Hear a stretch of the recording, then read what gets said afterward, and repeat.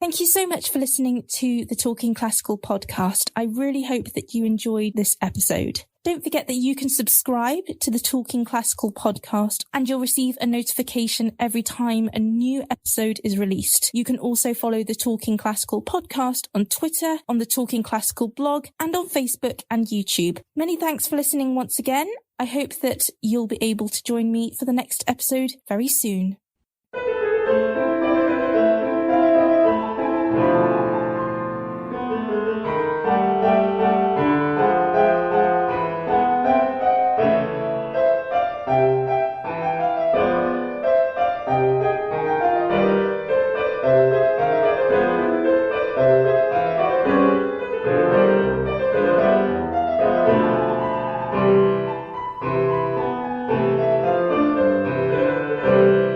Hello everyone, I'm Annabelle Lee and welcome back to another episode of the Talking Classical podcast, a podcast about the lives, experiences and stories of people in classical music. For this episode, I'm so pleased to be partnering with Wigmore Hall. Nestled in the heart of London, Wigmore Hall is the world's leading chamber music venue. Wigmore Hall's new concert series commences on Sunday the 13th of September, in line with the government guidelines surrounding the coronavirus pandemic. Earlier this week, I was delighted to talk to John Gilhooly, the Director of Wigmore Hall, to learn more about how he and his team have been responding to the current crisis. Many concert halls all over the world have been capitalising on digital and social media in this current time, so we talked about the importance of Wigmore Hall's digital infrastructure. In addition, we discussed the hall's learning and participation programme, and the pledge the venue has made to ensuring good mental health among its staff, artists and the wider Wigmore Hall community. What's more, John has also used this year's programme to respond to issues that cause mental health problems, such as racism and isolation. This has been a response to the tragic events that took place over the summer. And we talked about what it takes to perform on stage at this iconic venue and some of the memorable performances that have taken place there over the years. This is an especially difficult time for the classical music business and the arts, so if you're able to, please consider making a donation to Wigmore Hall by going to wigmore-hall.org.uk/donate. Please also consider donating while watching Wigmore Hall's Autumn Series concerts, which will all be live streamed on the Hall's website. Many thanks to John for taking the time out of his very busy schedule to talk to me. We were actually recording this interview on the day that the government officially reinstated the new guidelines in the UK surrounding the pandemic. And we were due to record this interview earlier in the year. So many thanks to John's team, John Carville and Tara Saville at Wigmore Hall, for kindly arranging and suggesting this wonderful opportunity. So for now, please enjoy listening to this conversation with the Director of Wigmore Hall, John Gilhooly.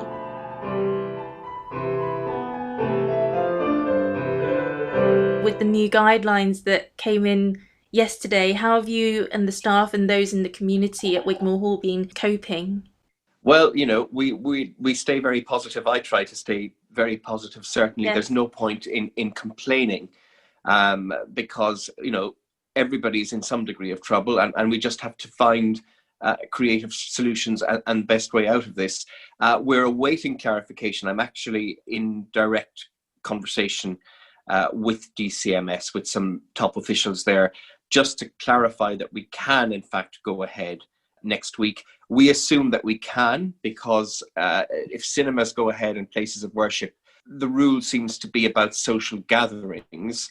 So we're not essentially a social gathering. We're a concert, and you'd have smaller social gatherings or households within that, and socially distanced in the hall. Yes. In very small numbers. So I think we're not on the radar in terms of what they're trying to outlaw at the moment, because the major spreading events for the virus seem to be big social gatherings or social gatherings of 30 or more, where people forget about social distancing.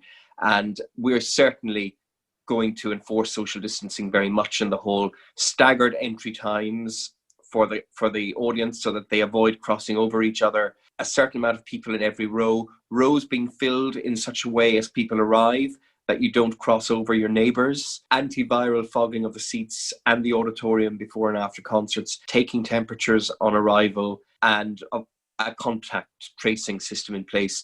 So it couldn't be more robust, particularly in terms of the size of the auditorium, because it's quite a high ceiling and all the rest. We've got very good ventilation, which will be on a COVID-safe mode. In fact, it has been for the last few weeks 24/7 on that mode. And all of our risk assessments have been second-guessed by medical professionals, and indeed some of the people involved in writing a report on music for DCMS in recent weeks. So I think we've been very thorough in our preparation for all of this. So hopefully by the end of today, we'll just get that clarification that indeed cinemas, concert halls or other venues and churches can proceed as we expected to. Yes, and it all sounds like a very robust model, as you've just said. But what I would be really interested to know is whether socially distanced concerts provide a financially stable model for your hall, or will this need to be supplemented with other forms of income like your Friends membership and the government funding? Absolutely. Because, we need 80 to 90% houses. Andrew Lloyd Webber made that quite clear yesterday to the select committee. Yes. We can only do this because we have effective fundraising. I couldn't believe it, that somebody in the arts who must be very naive said to me, "Oh, it's all very easy for all of you because you can fundraise and you get piles of cash." That's not how fundraising works.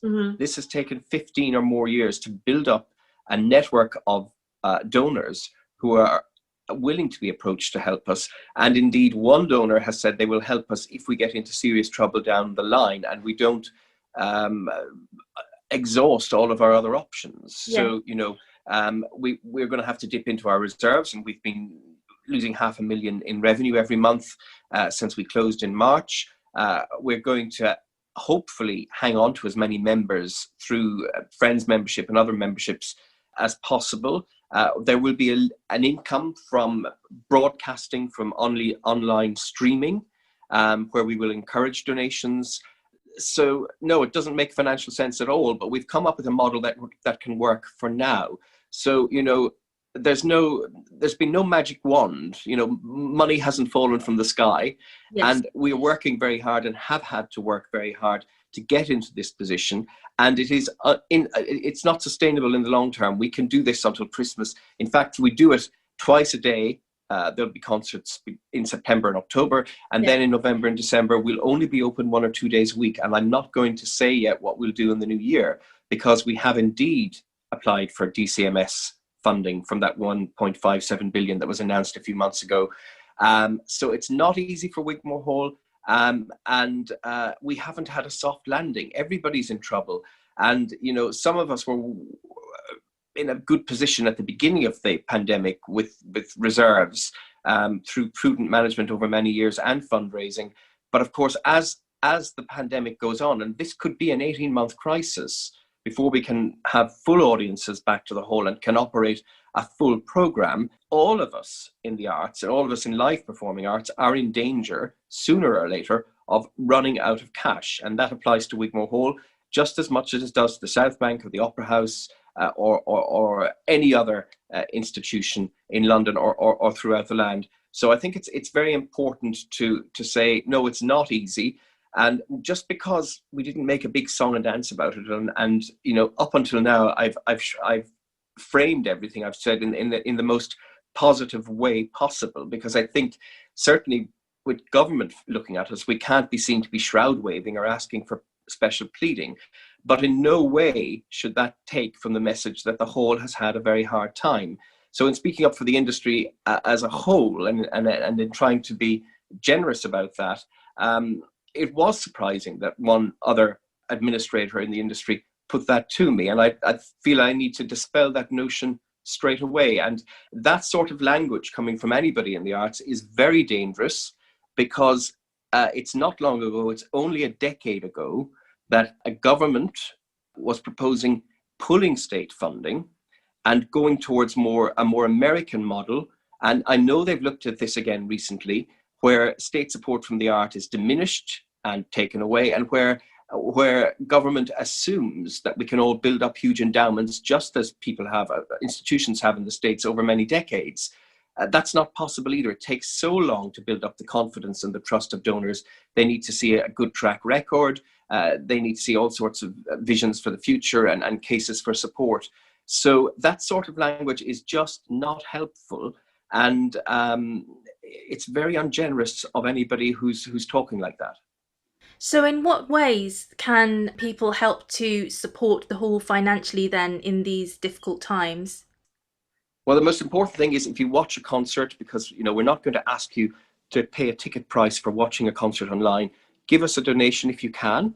Please think about that. Every £5, every £10, every time you watch in such numbers will help us, because what we want to do is cover our operational costs, no more than that, and pay the artists their normal fee, because we're really worried about artists who haven't worked since March, since the beginning of the pandemic.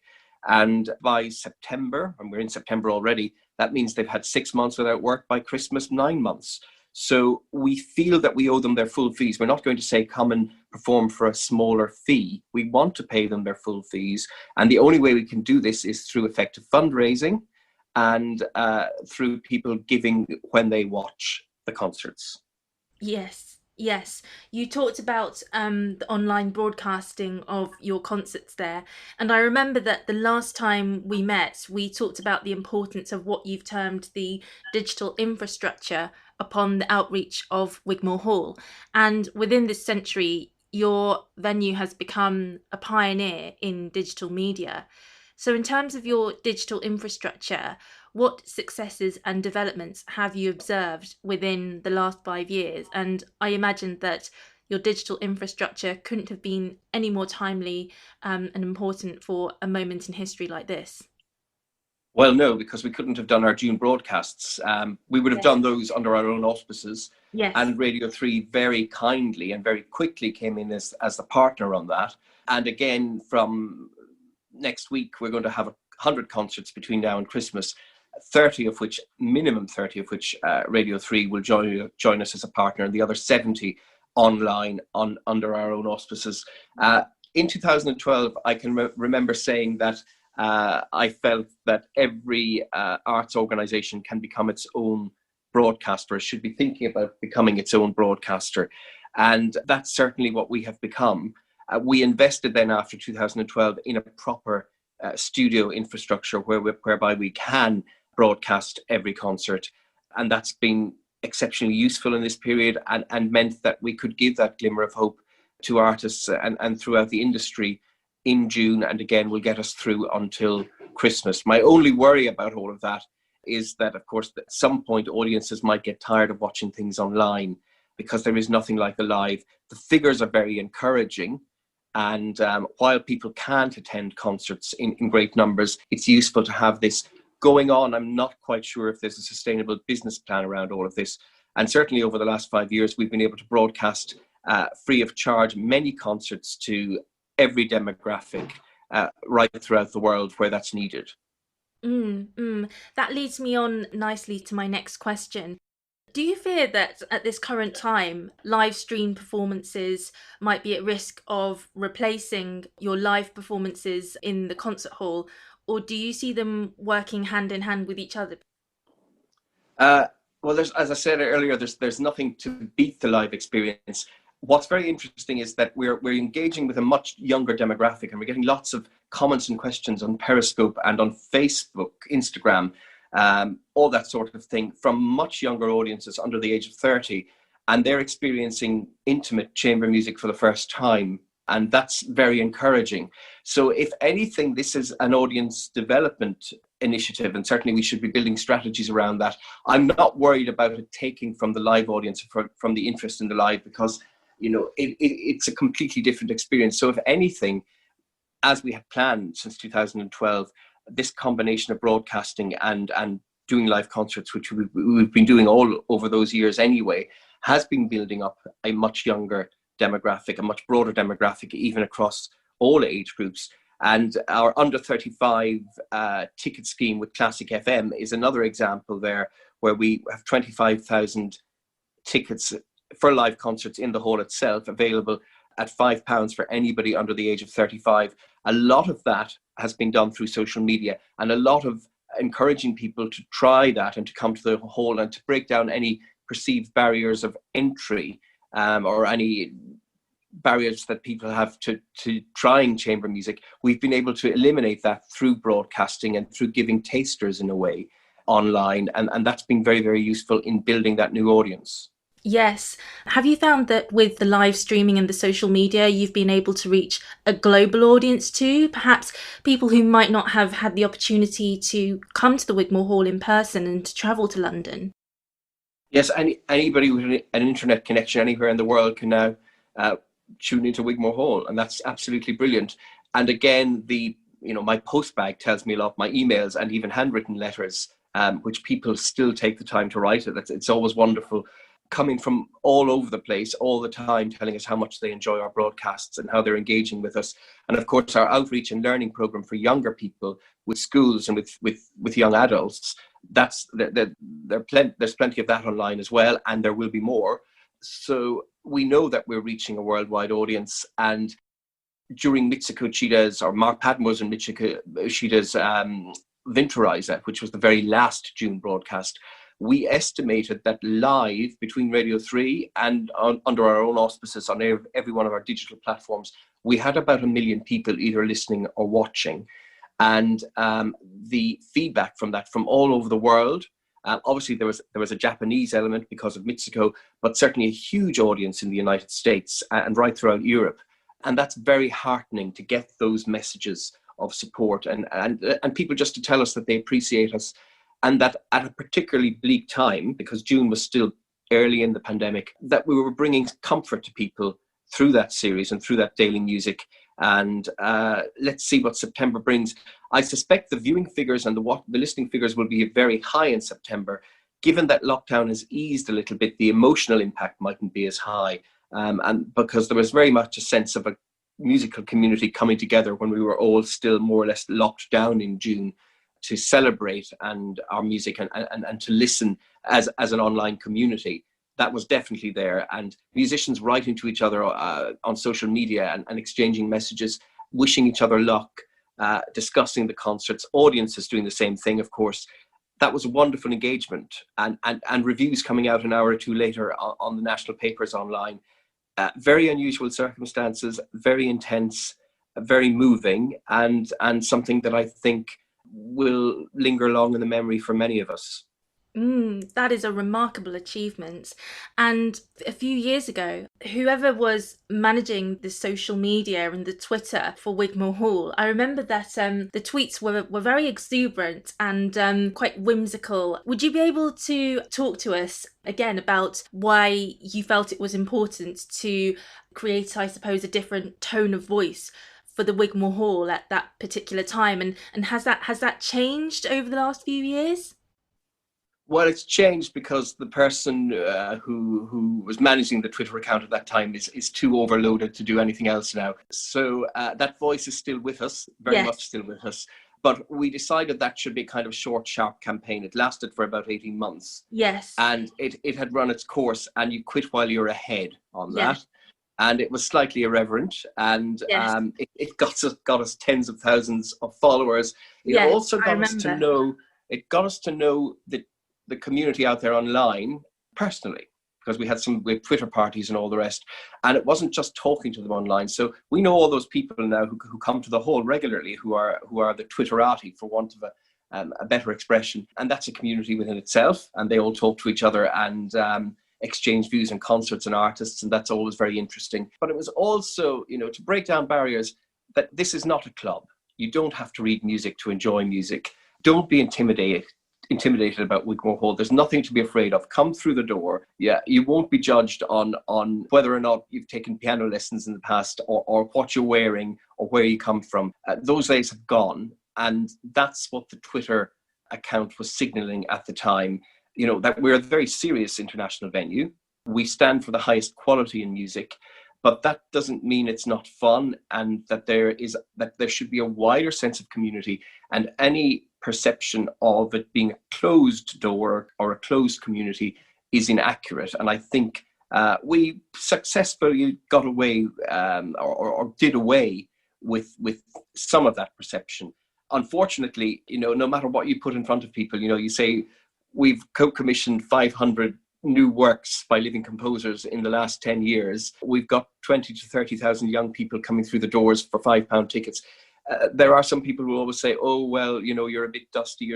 People sometimes will see what they want to see, and they actually don't acknowledge the huge strides that have been made. And, if I knew how to rectify the perceptions of those who are kind of blinkered, I think I'd be a very wealthy man. But, we are very confident that we're breaking down those barriers. There's always more work to be done. And again, just making our music accessible, putting it online, putting the best artists in the world online, and this kind of hybrid that we're entering now between small audiences and huge online audiences, certainly probably for the next 6 to 12 months, will hopefully put us at the beating heart of the international chamber music world and attracting a wider audience. You talk about breaking down barriers there, and also you mentioned the importance of community.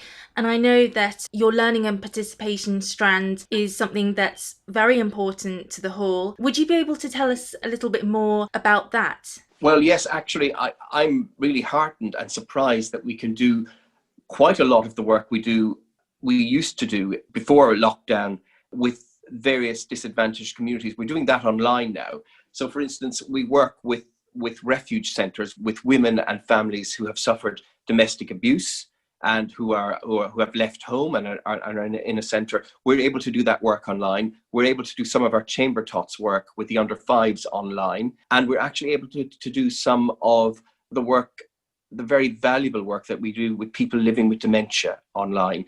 Our Music for Life programme is pioneering, where we work in care homes with staff, with families, and of course with the person living with dementia themselves.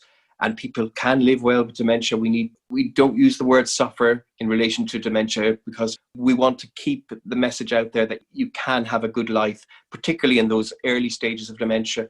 And that's all very important. So the fact that we can do some of it online, and that we know we can bring this back, working with the Cardinal Hume Centre, with people who have had problems with drugs or with homelessness in the past, working with very poor boroughs, setting up a pilot scheme to work in one particular borough with young offenders around the time they commit their first offence, get them involved in music or the arts.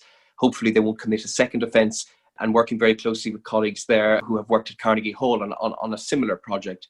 So all of that work, all of that social work, all of that community work, we'll do what we can online, but it will come back, and it will be enhanced in the future, because the arts, of course, can be central to, and should be central to, the national recovery.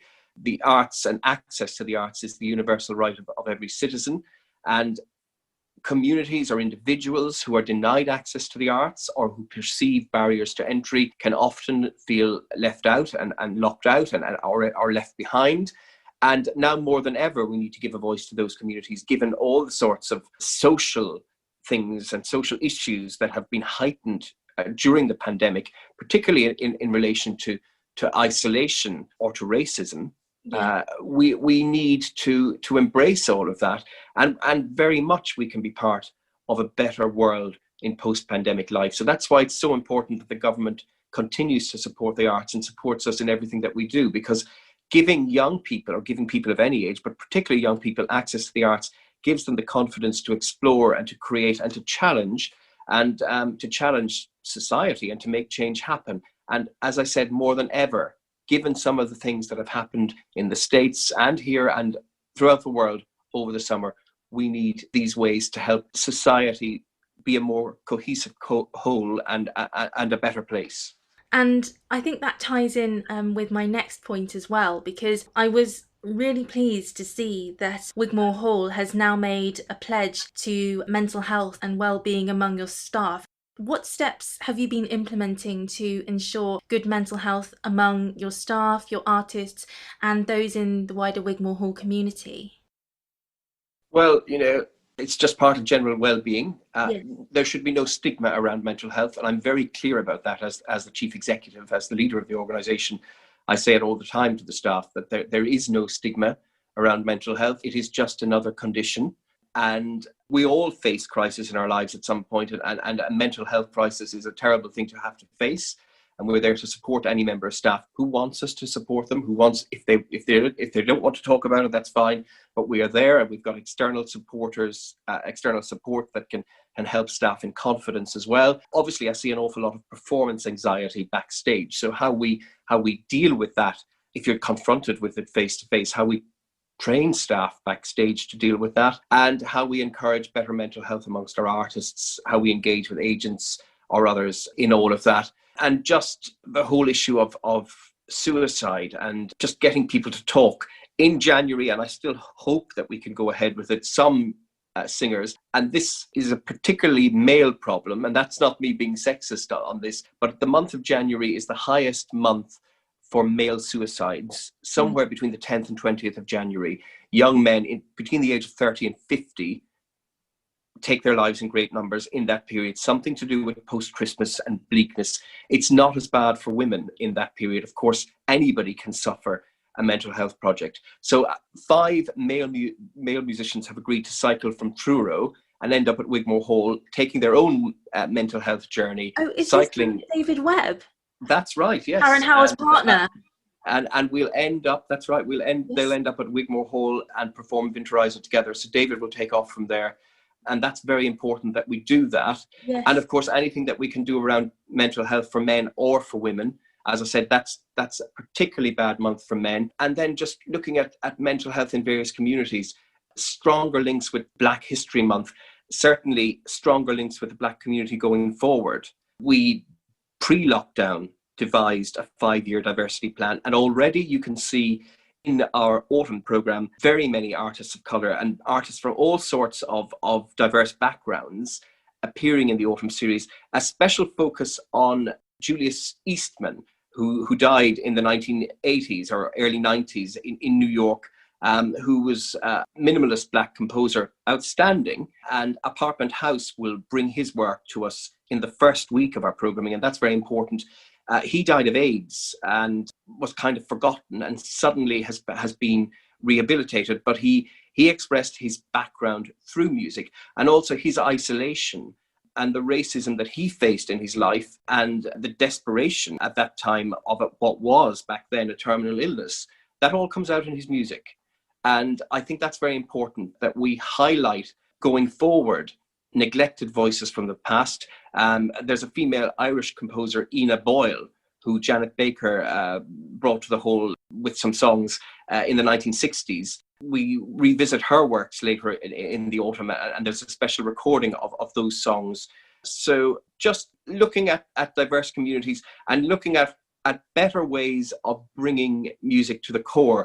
Elizabeth Llewellyn will sing music of Coleridge Taylor, the songs of Coleridge Taylor. And of course, he was a Black composer, very much associated with the composers who were in London at the beginning of the century, many of whom, of course, lost their lives in the First World War. He died actually in London in 1912. And we performed a lockdown rendition of his, or a lockdown performance of his Nonette with Kaleidoscope, which is our new chamber ensemble in residence, which again champions diversity and is made up of musicians of all socioeconomic and ethnic backgrounds. And we will host Chineke, the Chineke Chamber Ensemble, in a special fundraiser for Chineke in the month of November. So looking at mental health, but also looking at things that can cause poor mental health, or stigma, or discrimination, or racism, that, you know, we look at all these things as part of what we do on an everyday basis now. It's just part of the job, and we've got to do that. And we've had Julia Neuberger, Rabbi Julia Neuberger, talk about the rise in anti-Semitism, and Leon Bush, the double bassist, has just recorded a lockdown conversation for us on his experience of racism in this country as a musician. But also, there are very few Black musicians I know who actually went to jail during the anti-apartheid era. Yes. And his story has particular resonance. So to bring him out as somebody who's played with some of the world's greatest musicians, how he overcame those barriers. There are many symbols out there, trailblazers, that we need to champion, either in terms of composers or performers. And indeed, as I said, neglected repertoire, particularly over the last century, from female composers and from composers of every race and denomination.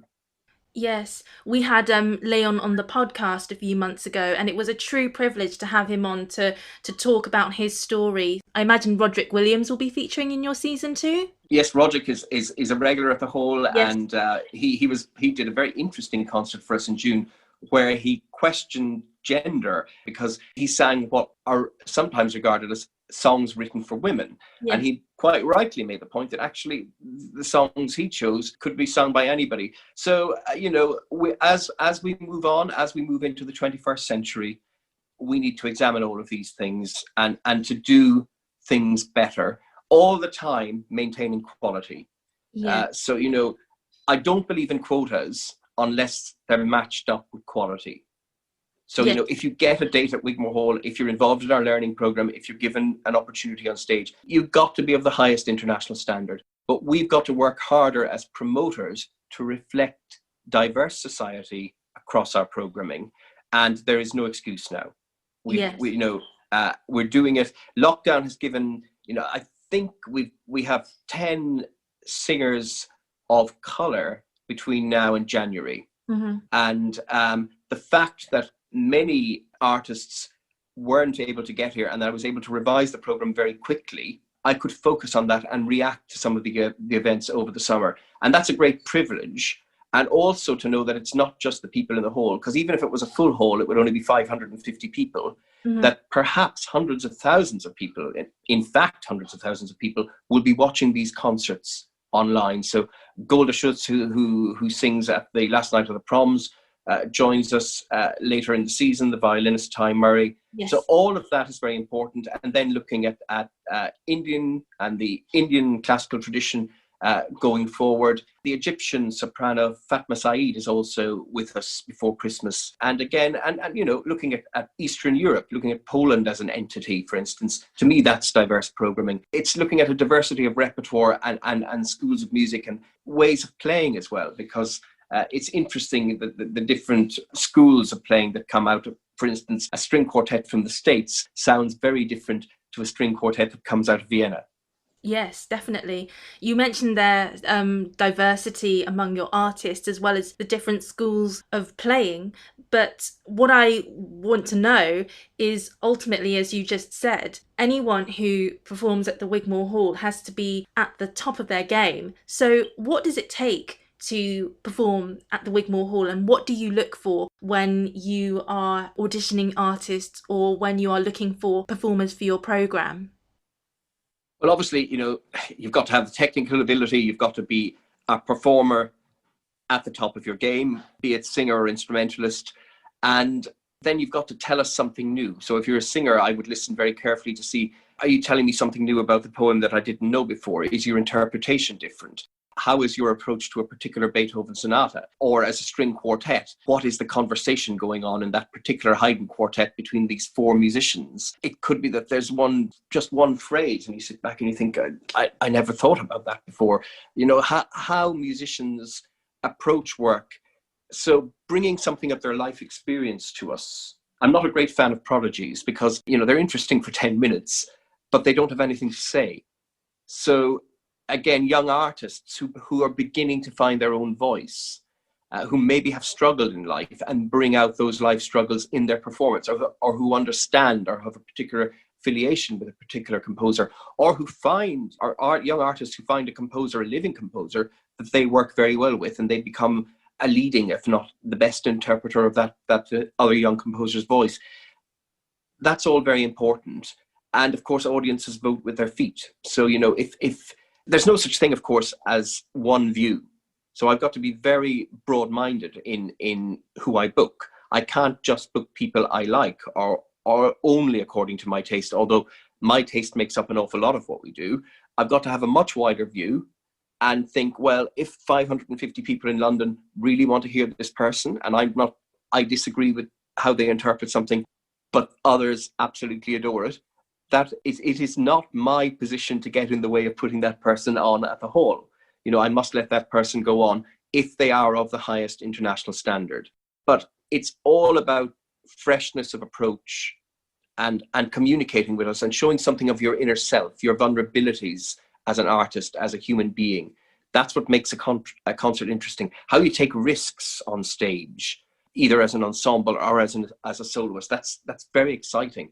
Sometimes we repeat concerts with great artists. So, for instance, hearing Anders Schiff on the same evening perform the last 3 Beethoven sonatas at 7:00 and again at 10:00, you get 2 very different concerts. It's never the same thing, and so that's essentially it. It's hard to label in a way, but that's what we're all looking for as promoters. We're looking for freshness and for something new, and something, particularly in the core repertoire that we've all heard so often, to make us sit up and feel like we're hearing something for the first time. Yes, absolutely.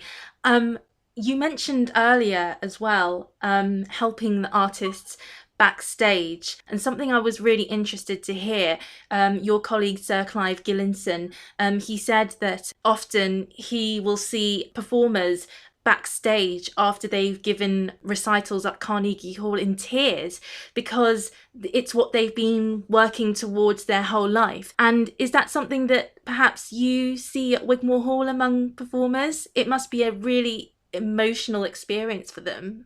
Yes, it's one of the halls, if not the hall, certainly in chamber music, where you come to earn your chamber music and your recital credentials. Yes. And then hopefully, if you're good enough and you can sustain a career, that you come back right throughout your career and reinforce those credentials every year with the audience, with the critics, and with the public at large, if the concerts have been broadcast. So it is debut recitals are very, very important, but they need to. I see myself a little bit as having taken the Hippocratic Oath: don't do any harm, or do no harm, just like a doctor. Yes. Although that's not quite what the Hippocratic Oath is, but certainly the legend of the oath is that, and that we, as promoters, you can find somebody really exciting. For instance, I heard Igor Levit when he was 19. I didn't put him on straight away because even though something is exceptional, sometimes you wait for a little bit more, or you think, if it's a singer, I'll wait a year or two, because putting somebody on too early, if they get a bad review, or if they don't have the stamina or the mental capacity to get through a concert, yes, you can do them huge harm. So, it's not always about coming first. I'm happy to be a year or two too late, or a year or two after somebody's been heard in Vienna, whatever. It's very nice if you introduce an artist first and it's completely right, but it's more important that you do it properly in conjunction with them, and you talk about the repertoire and what they should and shouldn't play. Singers saying to me, I'd love to sing Winterreise for my debut recital. I say, forget it. Or again, pianists wanting to play late Beethoven or late Schubert. Absolutely no way. You must play something that fits you like a glove for your first Wigmore Hall recital, particularly if the critics are in, because there's no special pleading.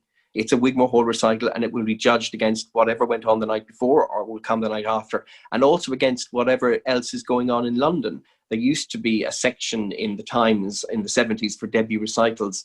That doesn't happen anymore. So if you give a recital, it's got to be good, and it can take 5 years to recover. 1 bad recital you can get away with. 2, I begin to question my own judgment. And certainly after 2 bad recitals, or 3 bad recitals, or recitals that aren't up to scratch, the audience will vote with their feet and won't come back. So, it could be that somebody performs exceptionally well in a competition or in an audition setting and then fall apart in the performance, no matter how good they are. So just getting that timing right, getting the repertoire right, getting the length of concert right, maybe introducing them on a Sunday morning when it's only an hour of music as opposed to a full evening concert to get over the nerves. It's still a Wigmore Hall debut, and looking at everybody as individuals and what they can and can't take in terms of stamina at that stage in their career. Yes. The great composers, though, Schubert and Beethoven, for example, Schubert wrote Winterreise when he was very young. So is age-appropriate music and repertoire then, is that something that's very important within your programming? Well, Schubert died very young, of course. So I think, he crammed a lot into a very short lifetime. I don't think there's an age-appropriate. I don't necessarily think you have to be 28 or 30 to sing, that's the right age to sing Winterreise. Most of the best interpretations probably come later in life. Yes.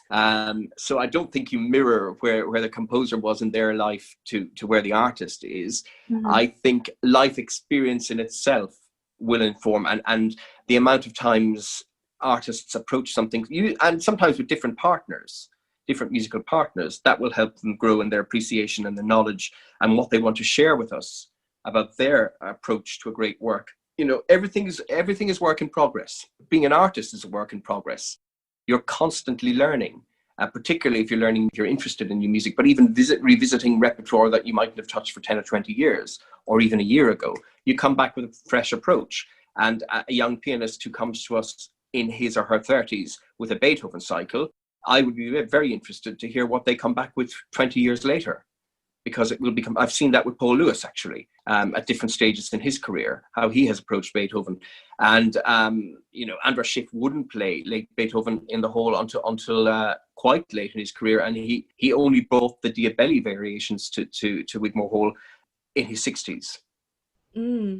So you mentioned Andras Schiff. Would you be able to tell us about a particularly memorable concert at the hall? Andras Schiff must have been a highlight. Well, there are lots of highlights and lots of I'm very, very proud connections with Igor Levit and with Yeston Davies and people like that who we helped to introduce over the years, and the Heath Quartet, the Doric Quartet, the Elias Quartet, and many others. But, the list goes on and on. But very early in my tenure, in 2005, there was a cancellation, and I think I was only a week or two in the job, and somehow I was able to convince Radu Lupu to step in and play the Schubert's Final Piano Sonata, the B-flat Sonata, at D960, and I will never forget that. And usually it's a string quartet or a voice that will move me. There was something about his vulnerability. There were a few wrong notes. His approach, the sound that he got out of our house piano. It was a midsummer's evening. I think he was in the second half of the concert, and the light was coming down a bit. It was very moving. I cannot remember actually ever being moved in a piano recital as much as I was with that particular performance of the B-flat Sonata, and with one of the most distinctive sounds of the pianists of his generation, and that I will never forget. And most evenings there's something to remember, and then you're into the next concert. So it's very hard, because at the moment I can recall that, but actually if we were in the middle of a concert period, I would say that whatever was last night, if it was good, because you're constantly moving on to something else. That's wonderful. And finally, I have to ask you, what was it like getting the OBE? Oh, well, that's a long time ago now. That's 2013.